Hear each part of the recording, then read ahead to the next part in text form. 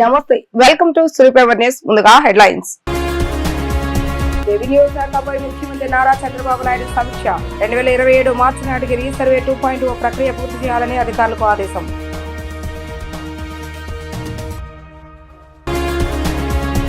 AU శతాబ్ది ఉత్సవాల పాల్గొన్న ఉప ముఖ్యమంత్రి పవన్ కళ్యాణ్. విద్యార్థుల ధ్యేయం సమాజ సేవ కావాలని పిలుపు.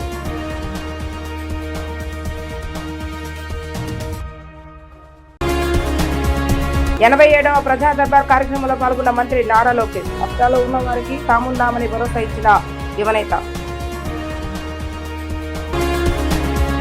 రాష్ట్రంలో భూముల రీసర్వే 2.0ను 2027 మార్చి నాటికి పూర్తి చేసి 1.12 కోట్ల కొత్త పట్టాదారు పాస్ పుస్తకాలు ఇవ్వాలని సీఎం చంద్రబాబు నాయుడు ఆదేశించారు. 1.37 లక్షల విలేజ్ సర్వీస్ ఈనం భూములను 22A నుంచి తొలగిస్తూ కీలక నిర్ణయం తీసుకున్నారు. ఇతర సర్వీస్ ఈనంలోనే మరో 1,00,000 ఎకరాల భూములకు విముక్తి కలిగించేందుకు ప్రత్యేకంగా చట్టం తీసుకురావాలని సూచించారు. 2016కు ముందు ప్రభుత్వ హౌసింగ్ స్కీమ్ లోని పట్టా పొందిన ప్రతి ఇంటికి రిజిస్ట్రేషన్ చేయించుకునే సౌలభ్యం కల్పించాలని ఆయన స్పష్టం చేశారు. రెవెన్యూ శాఖపై ముఖ్యమంత్రి నారా చంద్రబాబు నాయుడు సమీక్ష నిర్వహించారు. ఈ సందర్భంగా సీఎం చంద్రబాబు నాయుడు మాట్లాడుతూ 75 లక్షల మంది పేద కుటుంబాలకు వరాలు ప్రకటిస్తూ సీఎం నిర్ణయాలు తీసుకున్నారు. సర్వే పూర్తయిన 1259 గ్రామాల్లో 9 లక్షల పాస్ పుస్తకాలను ఏడాది జూలై నాటికి పంపిణీ చేయాలని స్పష్టం చేశారు. వచ్చే ఏడాది మార్చి నాటికి రీసర్వేతో పాటు పాస్ పుస్తకాల పంపిణీ 100% పూర్తి కావాలని ఆదేశించారు. 80 లక్షల పాస్ పుస్తకాల పంపిణీ జరగాలని తేల్చి చెప్పారు. ఇందుకు నెలవారీ లక్ష్యాలు ఉండాలని అన్నారు. పక్కాగా కార్యాచరణ అమలు చేయాలని అన్నారు.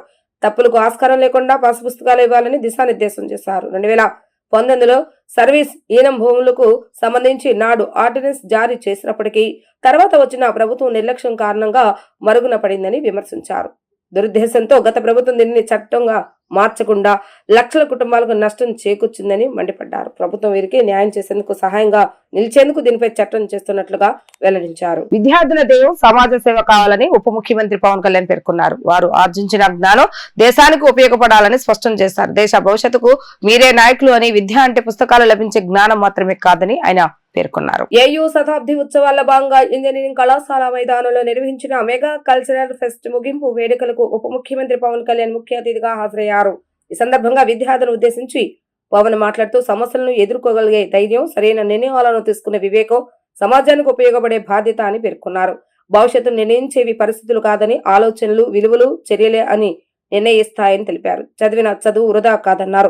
ఆఖరి శ్వాస వరకు భావితరాల కోసం పనిచేస్తానని చెప్పారు. విద్యార్థులు సమాజానికి, దేశానికి ఉపయోగపడటం ద్వారా రుణం తెచ్చుకోవాలని అన్నారు. పవన్ కళ్యాణ్ సరిగా లేకపోయినా తీసి పడేయాలని, విద్యార్థులు ఆలోచన విధానం అలా ఉండాలని స్పష్టం చేశారు.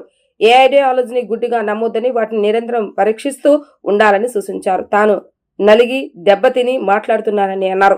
ప్రధాని మోడీ నాయకత్వంలో ఆత్మ nirbhar Bharat, make in India, Viksit Bharat 2047 వంటి కార్యక్రమాలతో దేశం స్వయం సమృద్ధి దిశగా వెళ్తుందని అన్నారు. రాష్ట్రంలో కూడా ప్రభుత్వం విద్య, ఎంపవర్మెంట్, యూత్, ఇన్నోవేషన్ అవకాశాలు అనే విధంతో ముందుకు వెళ్తుందని చెప్పారు. యువతతోనే మార్పు సాధ్యమవుతుందని ఆయన వెల్లడించారు.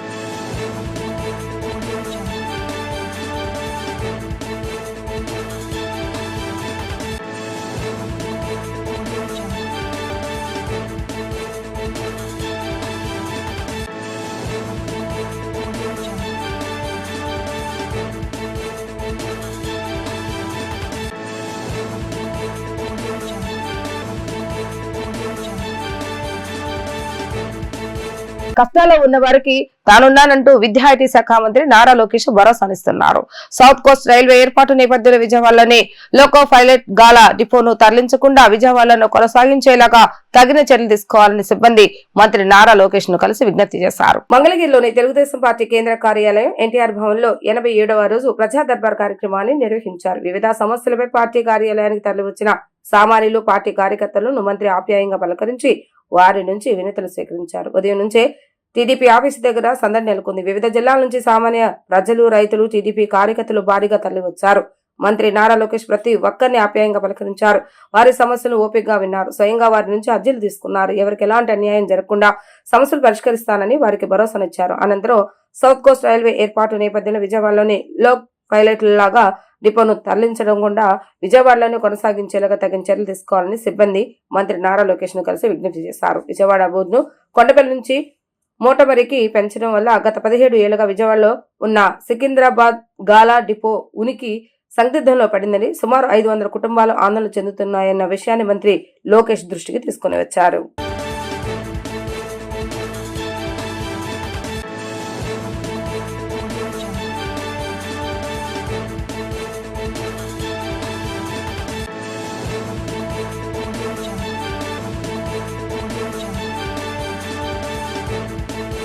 రాష్ట్రంలో క్రీడల అభివృద్ధికి రాష్ట్ర ప్రభుత్వం పెద్దపీట వేస్తుందని మంత్రి మండిపల్లి రామప్రసాద్ రెడ్డి అన్నారు. ముఖ్యమంత్రి నారా చంద్రబాబు నాయుడుతో పాటుగా యువనేత నారా లోకేష్ క్రీడల వికాసానికి ప్రోత్సాహం అందిస్తున్నారని చెప్పారు. నారా లోకేష్ నేతృత్వంలో ఆంధ్రప్రదేశ్ క్రీడాంధ్రప్రదేశ్ కావటం తథ్యమని అన్నారు. విజయవాడకు ఎంతో ఎమోషన్ అయిన ఐజీఎంసీ స్టేడియం గత ప్రభుత్వ పాలనలో 5 సంవత్సరాలుగా నిర్లక్ష్యానికి గురైందన్నారు. ప్రస్తుతం ఎంపీ కేశంజీని నాయకత్వం, మున్సిపల్ అడ్మినిస్ట్రేషన్, శాప్ సమన్వయంతో స్టేడియం అభివృద్ధికి జీవో తీసుకురావడం జరిగిందని అన్నారు. సుమారు 160 కోట్ల రూపాయల ఖర్చు 3 దశల స్టేడియాన్ని అభివృద్ధి చేయనున్నట్లుగా తెలిపారు. విజయవాడ ఇందిరాగాంధీ స్టేడియంలో ఖేలో ఇండియా నిధులు 19 కోట్ల రూపాయలతో చేయనున్న అభివృద్ధి పనులకు నేడు శంకుస్థాపన చేశారు. రాష్ట్ర రవాణా, క్రీడలు శాఖ మంత్రి మండిపల్లి రామప్రసాద్ రెడ్డి, విజయవాడ ఎంపీ కేశం శివనాథ్, తూర్పు ఎమ్మెల్యే గద్దె రామ్మోహన్, శాప్ చైర్మన్ అనిమిని రవినాయుడు, ఎన్టీఆర్ జిల్లా collector Lakshmisha, Vijayawada municipal commission Dhyan Chandra, SAAP MD Bharani, chess క్రీడాకారిణి కోనేరు హంపి తదితర క్రీడాకారులు, వివిధ కార్పొరేషన్ చైర్మన్లు అభివృద్ధి పనులకు శంకుస్థాపన చేసి భూమి పూజ చేసి శిలాఫలకాన్ని ఆవిష్కరించారు. అనంతరం సభా కార్యక్రమాన్ని జ్యోతి ప్రజ్వలన చేసి ప్రారంభించారు. ఈ సందర్భంగా మంత్రి రామప్రసాద్ రెడ్డి మాట్లాడుతూ రాష్ట్రంలో క్రీడల అభివృద్ధికి రాష్ట్ర ప్రభుత్వం పెద్దపీట వేస్తుందని అన్నారు. ముఖ్యమంత్రి నారా చంద్రబాబు నాయుడుతో పాటుగా యువనేత నారా లోకేష్ క్రీడల వికాసానికి ప్రోత్సాహం అందిస్తున్నారని చెప్పారు. నారా లోకేష్ నేతృత్వంలో ఆంధ్రప్రదేశ్ క్రీడాంధ్రప్రదేశ్ కావటం తథ్యమని అన్నారు. విజయవాడకి ఎంతో ఎమోషన్ అయిన ఐజీఎంసీ స్టేడియం గత ప్రభుత్వ పాలనలో గత 5 సంవత్సరాలుగా నిర్లక్ష్యానికి గురైందని అన్నారు. ప్రభుత్వం ఎంపీ కేశంజీని నాయకత్వం, మున్సిపల్ అడ్మినిస్ట్రేషన్, శాప్ సమన్వయంతో స్టేడియం అభివృద్ధికి జీవో తీసుకురావడం జరిగిందని తెలిపారు. ఈ స్టేడియం అభివృద్ధి కోసం ఖేలో ఇండియా ద్వారా 20 కోట్ల రూపాయల, శాప్ ద్వారా 20 కోట్ల రూపాయలు, మున్సిపల్ అడ్మినిస్ట్రేషన్ ద్వారా రాష్ట్ర ప్రభుత్వం సుమారు 160 కోట్ల రూపాయల ఖర్చు 3 దశలో చేయనుందని తెలిపారు. విజయవాడ స్టేడియం అభివృద్ధితో పాటుగా ఆంధ్ర క్రికెట్ అసోసియేషన్ అధ్యక్షులుగా రాష్ట్రంలో క్రీడల వికాసానికి ఎంపీ కేశం శివనాథ్ చేస్తున్న కృషి అపూర్వమని కొనియాడారు. రాష్ట్రంలో క్రీడల అభివృద్ధి కోసం మంత్రులు, ఎంపీలు మరియు చైర్మన్లు నిరంతరాయంగా కేంద్ర మంత్రులను కలిసి ఏపీకి రావాల్సినటువంటి నిధులను సాధిస్తున్నారు. ఎంపీ కేశం శివనాథ్ మాట్లాడుతూ రాష్ట్రంలో వేగంగా అభివృద్ధి చెందుతున్న నగరంగా విజయవాడ ఉందని, రాష్ట్ర రాజధానిగా అమరావతికి శాశ్వత గుర్తింపు రావడంతో విజయవాడకు మహద్దశ పట్టనుందన్నారు. రాష్ట్ర వ్యాప్తంగా అమరావతి ప్రాంతంతో పాటు విశాఖ, తిరుపతి, విజయవాడ నగరాల్లో క్రీడా వసతులు మెరుగవుతాయని చెప్పారు. అమరావతిలో 2500 ఎకరాల్లో భారీ స్పోర్ట్స్ సిటీని నిర్మించాలని సీఎం చంద్రబాబు నాయుడు కృత నిశ్చయంతో ఉన్నారని, స్పోర్ట్స్ యూనివర్సిటీ కూడా ఏర్పాటు కానుందని తెలిపారు. మహిళా క్రీడలకు ప్రోత్సాహం మరింతగా ప్రభుత్వం పెంచేలాగా ప్రణాళికలు రూపొందించిందని అన్నారు. 2029 నాటికి విజయవాడ, అమరావతిలో నేషనల్ గేమ్స్ నిర్వహించేలాగా ప్రభుత్వం ముందుకు సాగుతుందన్నారు. శాప్ చైర్మన్ అనిమిని రవినాయుడు మాట్లాడుతూ విజయవాడ ఐజీఎంసీ స్టేడియం అభివృద్ధిలో ఎంపీ కేశం శివనాథ్ పాత్ర అత్యంత కీలకమని అన్నారు. దాదాపు స్టేడియం అభివృద్ధికి 20 సార్లు స్టేడియంకు వచ్చి సూచన చేశారన్నారు. ఎంపీ కేశంజీని కోరినట్లుగా స్టేడియంలో ఓ బ్లాకుకు మహిళా క్రీడాకారిణి పేరు పెడుతున్నామని అన్నారు. వచ్చే ఏడాది నాటికి స్టేడియం రూపురేఖలు మారిపోనున్నాయని, వచ్చే సంవత్సరం ఓ అంతర్జాతీయ క్రీడాకారిని స్టేడియానికి తీసుకొచ్చే కార్యక్రమం చేపడతామని తెలిపారు. ఈ ప్రభుత్వం పనిచేస్తా ఉంది. దానిలో భాగంగానే గత 2 సంవత్సరాలుగా పేద క్రీడాకారులకు ఎవరికైతే రాష్ట్ర ప్రభుత్వం ద్వారా రావాల్సిన ఇన్సెంటివ్స్ లో 25 కోట్ల రూపాయల పైగా సుమారుగా 400 మందికి ఇప్పించిన ఘనత మా ముఖ్యమంత్రి గారికి, అలాగే మా యువ నాయకులు లోకేష్ గారికి దక్కుతుంది. అలాగే ఈ రోజు గర్వంగా చెప్తున్నాం, ఖేలో ఇండియా నిధులు కేవలం నార్త్ ఇండియాకే కాదు దక్షిణ భారతంలో ఉన్న ఆంధ్ర రాష్ట్రానికి కూడా వస్తాయనే దానికి ఒక నిదర్శనం ఇది.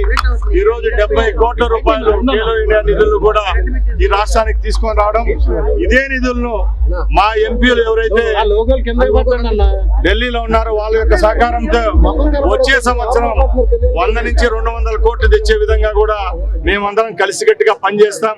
ఈ రాష్ట్రంలో ఉన్న క్రీడాకారులకు సంబంధించిన ఇన్ఫ్రాస్ట్రక్చర్ డెవలప్మెంట్ లోనే కాకుండా వాళ్ళకు కల్పించవలసిన అన్ని స్థితిగతులను మెరుగుపరిచే విధంగా ఈ ప్రభుత్వం చర్యలు తీసుకుంటుంది. అలాగే మా ఎంపీ గారు చిన్ని గారు ఇక్కడ ఉన్నారు. వారు కూడా ఈ రోజు ఆంధ్ర క్రికెట్ అసోసియేషన్ చైర్మన్ గా ఉండడం మాకు చాలా సంతోషంగా ఉంది. శాప్ కు ఒక వెన్నుండి మేము ప్రోత్సహిస్తామని చెప్పడం మాకు ఇంకా ప్రోత్సాహాన్ని ఇచ్చింది. వారి తరపున కూడా ఈ రాష్ట్రంలో ఉన్న మౌలిక సదుపాయాల కల్పనలో వారి యొక్క పాత్ర కూడా ఉంటుందని రాబోయే కాలంలో తెలియజేసుకుంటూ సెలవు తీసుకుంటున్నా. జై హింద్, జై అమరావతి, జై చంద్రబాబు. మాట ఇచ్చిన మాట తప్పకుండా పనిచేసే ముఖ్యమంత్రి నాయకుడు చంద్రబాబు నాయుడు. ఎందుకంటే ఈ రోజు ఎందుకు చెప్తున్నామంటే ఇదే అమరావతిని ప్రపంచ వ్యాప్తంగా కీర్తి ప్రతిష్టలు పుటల్లో చేరుస్తానని మాట ఇచ్చాడు. ఈ రోజు చట్టబద్ధత చేసిన ఘనత మా ముఖ్యమంత్రి గారికి దక్కింది. అలాగే దీన్ని ప్రోత్సహించిన నరేంద్ర మోడీ గారికి యావత్ ఆంధ్ర రాష్ట్ర తెలుగు ప్రజల తరపున మరొకసారి ధన్యవాదాలు తెలియజేసుకుంటూ సెలవు తీసుకున్నా. జై అమరావతి, జై చంద్రబాబు, జై తెలుగుదేశం. గత వారం రోజుల నుంచి అమరావతి అన్ని శుభదినాలే ఆంధ్రప్రదేశ్ రాష్ట్రానికి. దానిలో భాగంగా అమరావతి గత వారంలో అమరావతి రాష్ట్ర రాజధానిగా ప్రకటించడం, అంతేకాకుండా రాజముద్ర పొందడం, ఈ అమరావతిలో భాగమైన ఈ విజయవాడ మహానగరంలో మనం ముందు రాజధానిని సాధించుకున్నాం ఈ ప్రాంతానికి. అంతేకాకుండా రకరకాల నిన్న చూస్తే విజయవాడకి అత్యవసరమైన ఆటోమొబైల్ రంగానికి అత్యంత ముఖ్యమైన 3 రహదారులను కూడా నిన్న శంకుస్థాపన చేసుకున్నాం. ఇవాళ నుంచి పనులు మొదలుపై 8 రోజుల్లో ఆ పనులు కూడా మొదలై రోడ్లు అందుబాటులోకి వచ్చి లారీలు ఏది విజయవాడలోకి రాకుండా 24 గంటలు ఆటో నగర్కి లారీలో వెళ్లే విధంగా రహదారులు శంకుస్థాపన చేయడం జరిగింది.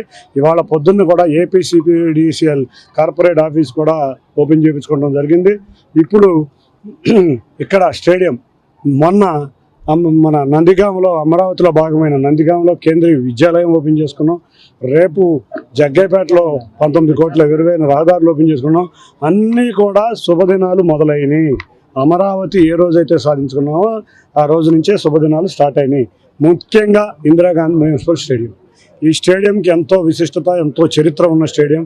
ఎప్పుడో చిన్నప్పుడు నేను కూడా ఇండియా వెస్టిండీస్ మ్యాచ్ ఇక్కడ చూసిన ఈ స్టేడియం యొక్క గొప్పతనాన్ని విజయవాడ వాసులందరికీ కూడా తెలుసు. హంపీ గారు కూడా ఇందాక చెప్పారు, హంపీ గారు కూడా చెస్ ట్రైనింగ్ ఇక్కడ ఉన్న ఇండోర్ స్టేడియంలోనే నేర్చుకున్నాను. ఈ స్టేడియంకి నాకు చాలా అనుబంధం ఉందని వారు కూడా చెప్పారు. ఇటువంటి ఎంతోమంది ఇంటర్నేషనల్ క్రీడాకారులకే కాదు, ప్రతినిత్యం ఉండే విజయవాడ క్రీడాకారులందరికీ కూడా ఈ స్టేడియంతో విజయవాడ వాసులందరికీ అనుబంధం ఉంది. అటువంటి స్టేడియం కొన్ని సంవత్సరాలుగా క్రీడల కన్నా కార్యక్రమాలకు ఎక్కువ ఇంపార్టెన్స్ ఇవ్వడం జరిగింది. మేము గౌరవ ముఖ్యమంత్రి వాళ్ళ దృష్టికి రాగానే లేదు కార్యక్రమాలు కాదు, మనం క్రీడా ఆంధ్రప్రదేశ్ చేయాలి, ఆంధ్రప్రదేశ్ క్రీడల్లో అభివృద్ధి చెందాలి. అందులో ఇందిరాగాంధీ మున్సిపల్ స్టేడియంలో శాప్ మెయిన్ ఆఫీస్ కూడా ఇక్కడే ఉంది కాబట్టి ఈ స్టేడియంను అత్యద్భుతంగా మీరు తీర్చిదిద్దాలని కోరటం జరిగింది. దాని మీదట ఇవాళ శాప్ చైర్మన్గా ఉన్న రవి గారు కానీ, శాప్ ఎండీగా ఉన్న భరణి గారు కానీ, అన్నిటికన్నా ముఖ్యంగా క్రీడాశాఖ మంత్రిగా ఉన్న రాంప్రసాద్ రెడ్డి గారు కానీ, వీరి ఆధ్వర్యంలో పలుమార్లు మున్సిపల్ కార్పొరేషన్ ఆధ్వర్యంలో ఉన్న ఈ స్టేడియంతో మున్సిపల్ కమిషనర్ గారితో, కలెక్టర్ గారితో పలు మీటింగులు చేశాం. ఈ మీటింగ్లు సీఎంఓ ద్వారా కూడా మీటింగ్ జరిగి లాస్ట్కి మున్సిపల్ కార్పొరేషన్ అండ్ శాప్ ఉమ్మడిగా స్టేడియంను నిర్వర్తించే విధంగా ఒక ఎంఓయూ చేయటం జరిగింది. దీంట్లో క్రీడాకారుల చిలకాల కోరిక, విజయవాడ ప్రజల కోరిక, ఐజీఎంసీ స్టేడియంని ఇంటర్నేషనల్ స్టాండర్డ్స్తో మంచి ఇన్ఫ్రాస్ట్రక్చర్ ఎప్పుడు ఇస్తారని చెప్పి అనేక సందర్భాల్లో అడగడం జరిగింది. మీడియా కూడా మీరు కూడా అనేక సందర్భాల్లో దీని మీద స్టోరీలు కూడా వేయడం జరిగింది. నేను ప్రమాణ స్వీకారం చేసిన రోజు ఇదే మీడియా మీరు అందరూ వస్తున్నారు పోతున్నారు, ఐజీఎంసీ గురించి పట్టించుకుంటారా లేదా అని మీరు అడిగారు. ఆ రోజే మేము మాట ఇచ్చాం, నేనున్నంగానే ఐజీఎంసీ రూపురేఖలు మారుస్తామని చెప్పాం. తదనుగుణంగానే ఈరోజు ఫేజ్ 1కు సంబంధించిన భూమి పూజ కార్యక్రమాన్ని మొదలుపెట్టాం. 3 ఫేజుల్లో ఐజీఎంసీ స్టేడియం పర్ఫెక్ట్గా ఇంటర్నేషనల్ స్టాండర్డ్స్తో క్రీడాకారులకు అందుబాటులోకి ఉంది. ఫేజ్ 1కు సంబంధించి ఇంటర్నేషనల్ ఫుట్బాల్ కోర్ట్, అదేవిధంగా సింథటిక్ ట్రాక్స్, వార్మప్ ట్రాక్, దాంతోపాటు టెన్నిస్ కోర్ట్స్, దాంతోపాటు బాస్కెట్బాల్, అదేవిధంగా అథ్లెటిక్స్ సంబంధించిన మిగతా వాటిని ఫేజ్ 1లో తీసుకొని వస్తున్నాం ఫ్లడ్ లైట్స్తో కూడా. ఫేజ్ 2లో మల్టీపర్పస్ స్టేడియంస్ ఇవన్నీ కూడా వస్తాయి. ఫేజ్ 3కి సంబంధించి ఏదైతే ఉందో నేషనల్ ఎక్సలెన్సీ సెంటర్ కావాల్సిన ఏవైతే ఇన్ఫ్రాస్ట్రక్చర్ ఉందో అది ఫేజ్లో వస్తుంది ఐజీఎంసీకి. అంటే దక్షిణాది రాష్ట్రాలకి ఐజీఎంసీ స్టేడియం తలమానికం కాబోతోంది.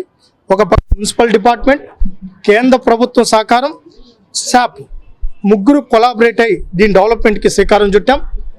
ఈ భూమి పూజ కార్యక్రమం కూడా మీరు చూశారు. ఒక పక్క మా క్రీడాకారుల ధ్యేయంతో మేము పనిచేస్తున్నాం. ఏదేమైనప్పటికీ ఐజీఎంసీ రూపురేఖలు మారుతున్నాయంటే ఈరోజు విజయవాడ ప్రజలందరూ కూడా ఆనందం వ్యక్తం చేస్తున్నారు, క్రీడాకారులు ఆనందం వ్యక్తం చేస్తున్నారు, అసోసియేషన్స్ ఆనందం వ్యక్తం చేస్తున్నారు, మీడియా ఆనందం వ్యక్తం చేస్తుందని కూడా తెలియజేసుకుంటూ ఇది ఒక శుభపరిణామం. ఒక పక్క మేము ఈ మంచి కార్యక్రమాలు చేసుకుంటూ వెళ్తున్నాం. గతంలో 5 ఏళ్ళలో బాధేసే విషయం ఏంటంటే ఈ భూమి పూజ కార్యక్రమం ఈరోజు చేయాల్సిన కార్యక్రమం కాదు. ఆ 120 కోట్ల ఏదైతే స్కామ్ ఉందో ఆడుదామందా, అది 120 కాదు, దానికి మించిన స్కామ్. రైతులకు ఇబ్బంది లేకుండా విద్యుత్ సరఫరా చేయాలని ఆదేశించారని గొట్టిపాటి రవికుమార్ అన్నారు. గుణదల విద్యుత్ సౌదలో AP central power distribution corporation limited నూతన కార్యాలయాన్ని మంత్రి ప్రారంభించారు. అందరి కృషి కారణంగానే విద్యుత్ శాఖకు మంచి పేరు వచ్చిందని, ఛార్జీలు పెంచకూడదన్నారు. సరఫరాలో అంతరాయం ఉండొద్దని సీఎం ఆదేశించారని, చంద్రబాబు నాయుడు ఆదేశాల మేరకు ప్రజలకు నాణ్యమైనటువంటి విద్యుత్ అందిస్తున్నామని పేర్కొన్నారు. అమరావతిలో సుమారు 30 కోట్ల రూపాయల వ్యయంతో నిర్మించిన ఏపీసీపీడీసీఎల్ నూతన కార్పొరేట్ కార్యాలయాన్ని రాష్ట్ర విద్యుత్ శాఖ మంత్రి గొట్టిపాటి రవికుమార్ ఘనంగా ప్రారంభించారు. ఈ సందర్భంగా ఆయన మాట్లాడుతూ ముఖ్యమంత్రి ఆశయ సాధన దిశగా విద్యుత్ శాఖ ఉద్యోగులు అంకిత భావంతో పనిచేయడం హర్షణీయమని, వారి నిరంతర కృషి వల్ల శాఖకు మంచి పేరు వచ్చిందని ప్రశంసించారు. ముఖ్యంగా వరదల సమయంలో రాత్రి పగలని తేడా లేకుండా శ్రమించి విద్యుత్ సరఫరాను పునరుద్ధరించిన తీరును ఆయన ప్రత్యేకంగా అభినందించారు. కేంద్ర ప్రభుత్వ పథకాలైన పీఎం సూర్యఘర్, కుసుమ్ వంటి వాటిని ప్రజల్లోకి తీసుకువెళ్లడంలో ఉద్యోగుల పాత్ర కీలకమని పేర్కొన్నారు. ప్రస్తుత కూటమి ప్రభుత్వం విద్యుత్ ఛార్జీల పెంచకుండానే ప్రజలకు నిరంతరాయంగా నాణ్యమైనటువంటి విద్యుత్తును అందిస్తుందని మంత్రి స్పష్టం చేశారు. రాష్ట్ర వ్యాప్తంగా లో వోల్టేజ్ సమస్యలు తలెత్తకుండా కొత్త సబ్స్టేషన్ నిర్మాణం వేగంగా జరుగుతుందని, గతంలో ఎన్నడూ లేని విధంగా రికార్డు స్థాయిలో విద్యుత్ ఉత్పత్తి జరుగుతుందని ఆయన వెల్లడించారు. విద్యుత్ ఛార్జీలు పెంచకూడదనే ముఖ్యమంత్రి ఆదేశాలకు అనుగుణంగా ప్రభుత్వం అడుగులు వేస్తుందని, ప్రభుత్వం అధికారులకు వచ్చినప్పటి నుండి విద్యుత్ శాఖ సేవలో పట్ల ప్రజల్లో సంతృప్తి స్థాయి గణనీయంగా పెరిగిందని మంత్రి గొట్టిపాటి రవికుమార్ ఈ సందర్భంగా తెలియజేశారు.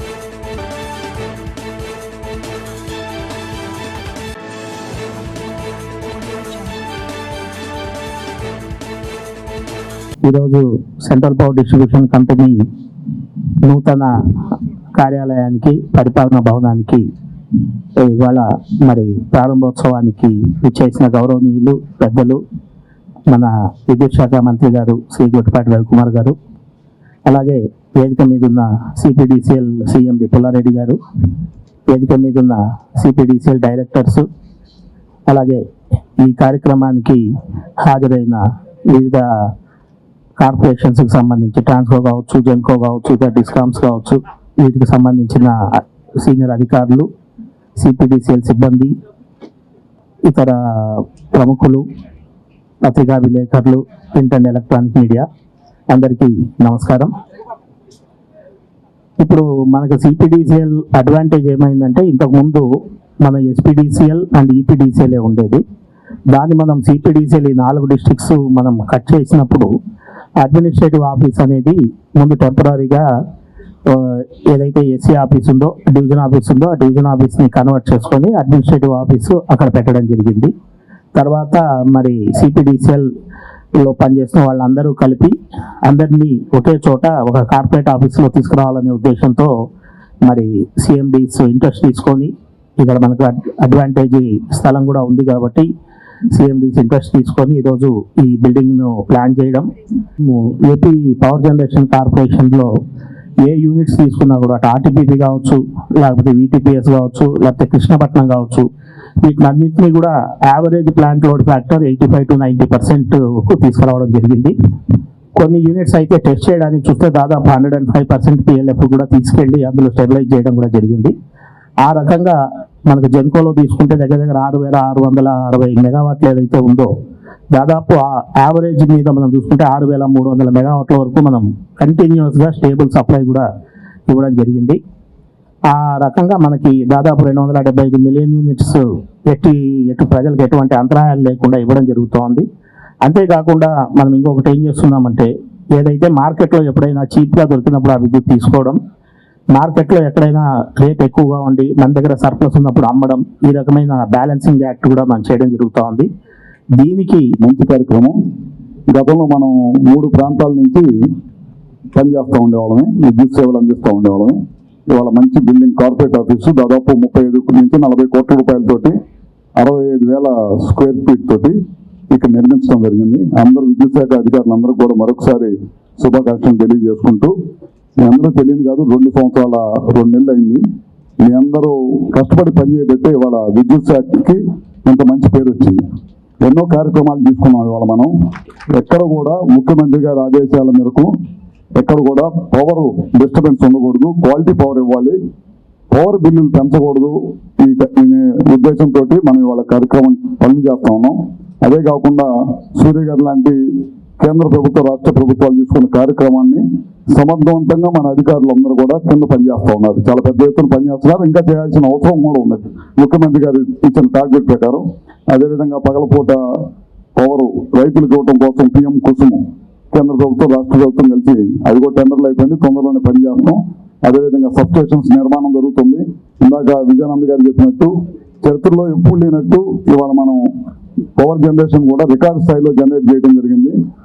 దాని ద్వారా పగలపూట డే టైం ఎక్కడన్నా పవర్ తక్కువకుంటే దాన్ని కొనుక్కుంటూ ఈవినింగ్ పీక్ అవర్ని మనమే జనరేట్ చేసుకుంటూ ఎక్కడ కూడా పవర్ ఇబ్బంది లేకుండా పవర్ లాసెస్ తగ్గించుకుంటా ఎన్నో వినూత్నమైన అమరావతి నిర్మాణ పనుల పురోగతిపై రాష్ట్ర మంత్రి నారాయణ ఉన్నత స్థాయి సమీక్ష సమావేశాన్ని నిర్వహించారు. ఈ సమావేశంలో ఏజీఐసీఎల్ ఎండీ శ్రీనివాస్ తో పాటు పలువురు ఇంజనీరు, కాంట్రాక్టు సంస్థల ప్రతినిధులు పాల్గొన్నారు.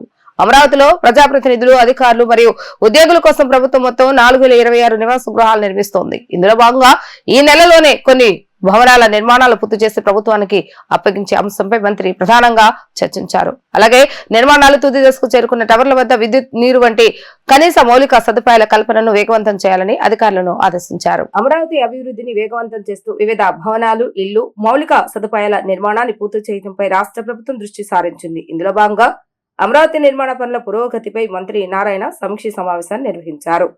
ఈ నెలలోనే పలు భవనాల నిర్మాణం పూర్తి చేసి ప్రభుత్వానికి అప్పగించడంపై సమావేశంలో విస్తృత చర్చ జరిగింది. పనులు వేగంగా పూర్తి చేయాలని సంస్థల అధికారులను, కాంట్రాక్టర్లను మంత్రి ఆదేశించారు. అమరావతిలో ప్రజాప్రతినిధులు, అధికారులు, ఉద్యోగుల కోసం మొత్తం 4026 ఇళ్లను ప్రభుత్వం నిర్మిస్తున్న విషయం తెలిసిందే. నిర్మాణాలు పూర్తవుతున్న టవర్ల వద్ద మౌలిక సదుపాయాలు, నీటి సరఫరా, విద్యుత్ సౌకర్యాలు కల్పించడంపై సమావేశంలో చర్చించారు. ఈ సదుపాయాలు సకాలంలో అందుబాటులోకి వచ్చేలాగా చర్యలను తీసుకోవాలని మంత్రి ఆదేశాలు జారీ చేశారు. ఈ సమీక్ష సమావేశంలో ఏజీఐసీఎల్ మేనేజింగ్ డైరెక్టర్ శ్రీనివాస్, ఇంజనీర్లు, వివిధ కాంట్రాక్ట్ సంస్థల ప్రతినిధులు పాల్గొన్నారు.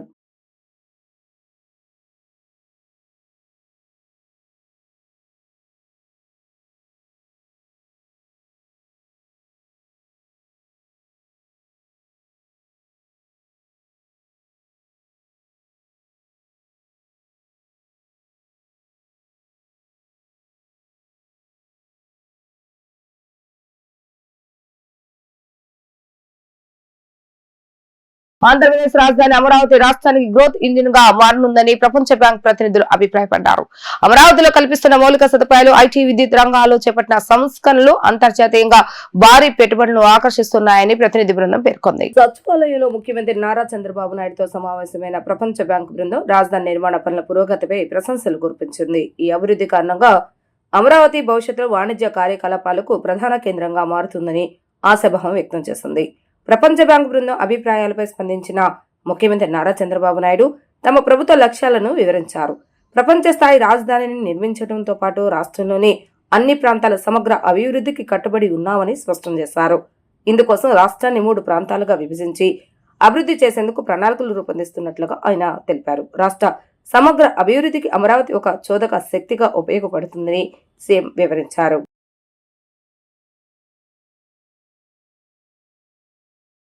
రాజధాని విషయంలో తమ పార్టీ ఒక స్పష్టమైన ఆచరణాత్మకమైన ప్రణాళికతో ఉందని వైసీపీ అధినేత జగన్ అన్నారు. రాష్ట్రానికి రాజధాని లేకుండా చేయడమే చంద్రబాబు నాయుడు లక్ష్యమంటూ ఆరోపించారు. కేవలం కాంట్రాక్టుల ద్వారా కమిషన్లు దండుకోవడానికి అమరావతిని తెరపైకి తెచ్చారని, ఇది ప్రజలను మోసం చేయటమేనని ఆయన మండిపడ్డారు. తాడేపల్లిగూడెం నియోజకవర్గ కేడర్ సమావేశంలో వైసీపీ అధినేత జగన్ పాల్గొన్నారు. అమరావతి ప్రాజెక్టును ఒక దోపిడీ గనిగా అభివర్ణిస్తూ మావిగన ప్రతిపాదనపై కీలక వ్యాఖ్యలు చేశారు. ఈ సందర్భంగా ఆయన మాట్లాడుతూ రాజధానికి సంబంధించి ఆయన 2 ప్లాన్లను సూచించారు. మా విశాఖపట్నాన్ని పరిపాలనా రాజధానిగా, కర్నూలును న్యాయ రాజధానిగా, అమరావతిని శాసన రాజధానిగా ఉంచడాన్ని మంచి ఆప్షన్ గా చెప్పారు. ఒకవేళ వికేంద్రీకరణ వద్దనుకుంటే మచిలీపట్నం, విజయవాడ, గుంటూరులతో కూడిన 110 కిలోమీటర్ల కారిడార్ ను రాజధానిగా అభివృద్ధి చేయాలని సూచించారు. అమరావతి కోసం 2 లక్షల కోట్లు ఖర్చు చేసే బదులు అందులో కేవలం 10% పెడితే మావిగన ప్రాంతంలో అద్భుతమైన మౌలిక వసతులు కల్పించవచ్చని జగన్ వివరించారు. హైదరాబాద్, చెన్నై వంటి నగరాల్లో చదరపు అడుగుల ధర 4,500 ఉంటే అమరావతిలో 14,000 కట్టబెడుతున్నారని, ఇది అతిపెద్ద దోపిడీ అని ఆయన ధ్వజమెత్తారు. అభివృద్ధి కేవలం ఒక చోట కేంద్రీకృతం కాకూడదని, అమరావతి వెనుక ఉన్నది కేవలం సంపన్నుల ప్రయోజనాలేనని జగన్ తన కేడర్ కు వివరించారు. తాడేపల్లిగూడెం నుంచి ఇవాళ ఈ సమావేశానికి వచ్చిన ముఖ్యమైన పార్టీ కార్యకర్తలకు, నాయకులకు, ప్రజాప్రతినిధులకు అందరికీ కూడా హృదయపూర్వకంగా వెల్కమ్. రఘుని మీ అందరినీ కూడా పరిచయం చేస్తూ ఈ నియోజకవర్గ ఇన్ఛార్జ్ బాధ్యతలు అప్పచెప్పడం జరిగింది. ఇక రాష్ట్రంలో పరిస్థితుల గురించి నేను చెప్పాల్సిన అవసరం లేదనుకుంటా. బహుశా ఈరోజు రాష్ట్రంలో పరిస్థితి ఏమిటి, చంద్రబాబు నాయుడు గారి పరిపాలన ఎలా ఉంది అన్నది నాకన్నా కూడా, మీలో ఎవరికి మైక్ ఇచ్చినా కూడా నాకన్నా చక్కగా చెప్తారు.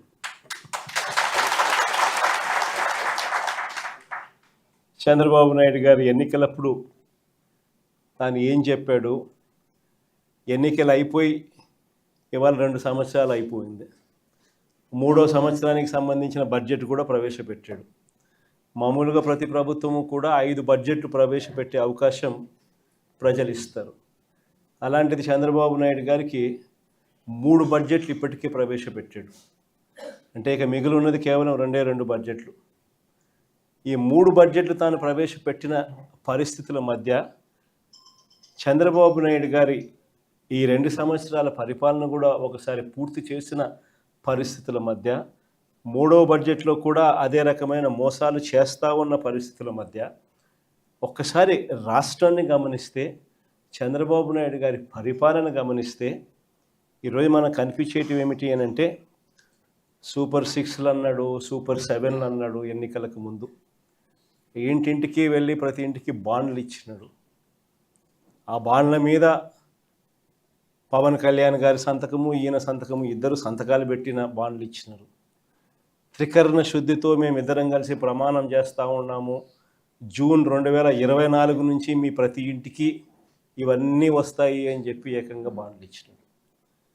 అలాంటి బాండ్లు ఇచ్చి సూపర్ 6లు, సూపర్ 7లు అని చెప్పి ఇవాళ అవన్నీ కూడా పూర్తిగా మోసాలుగానే మిగిలిపోయిన పరిస్థితుల మధ్య ఈరోజు మనం చంద్రబాబు నాయుడు గారి పరిపాలనలో మనం చూస్తూ ఉన్నాం.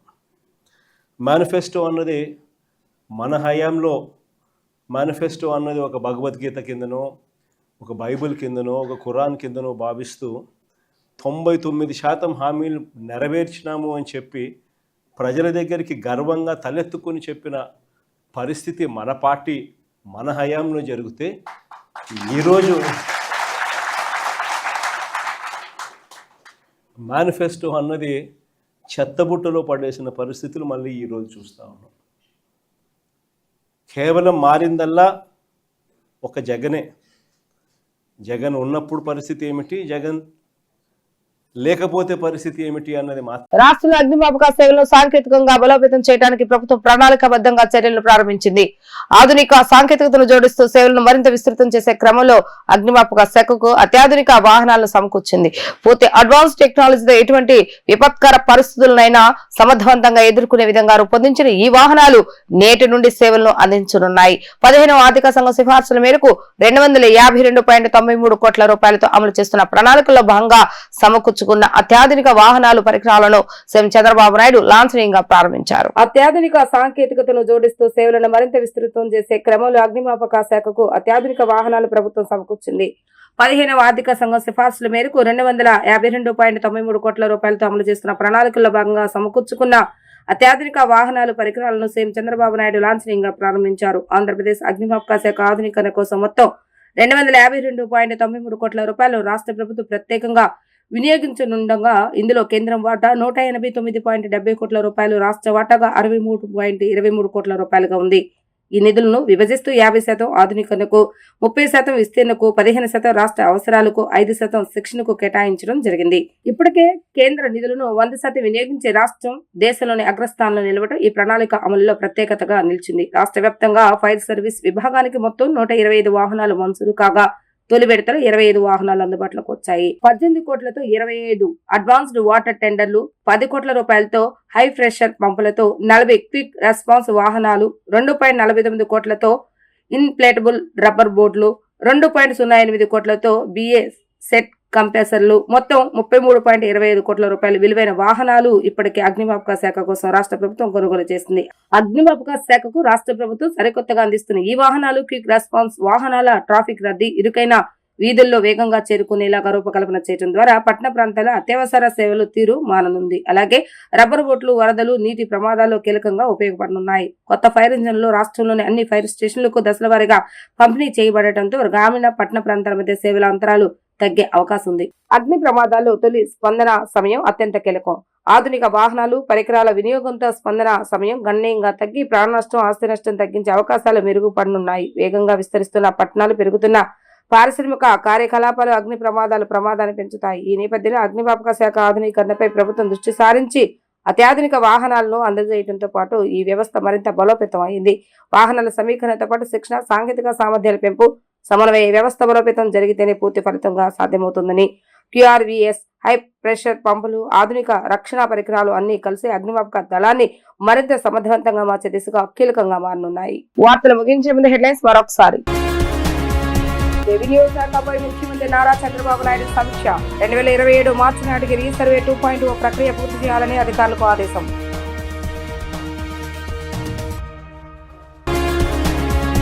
ఏయూ శతాబ్ది ఉత్సవాల పాల్గొన్న ఉప ముఖ్యమంత్రి పవన్ కళ్యాణ్. విద్యార్థుల ధ్యేయం సమాజ సేవ కావాలని పిలుపు.